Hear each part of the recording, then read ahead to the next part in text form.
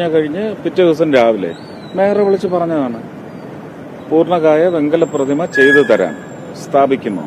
Mayor പറഞ്ഞ കാര്യം ഞാൻ പറയാൻ പാടില്ല.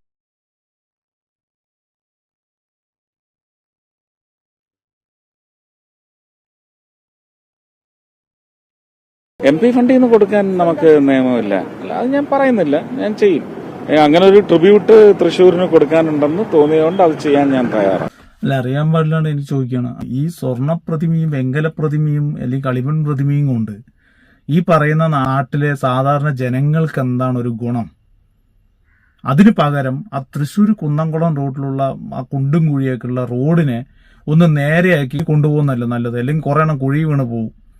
എന്തൊക്കെ ചെയ്യാനുണ്ട് അതൊക്കെ ചെയ്തോളൂ. ഈ പ്രതിമ നല്ല തന്നെ ആയിരിക്കാം, പക്ഷെ ഈ ഒരു പ്രതിമയും അല്ലെങ്കിൽ എനിക്ക് വലിയൊരു ഇതൊക്കെ ചെയ്യുന്നതിൽ സാധാരണക്കാർക്ക് എന്താണ് ഒരു ഗുണം?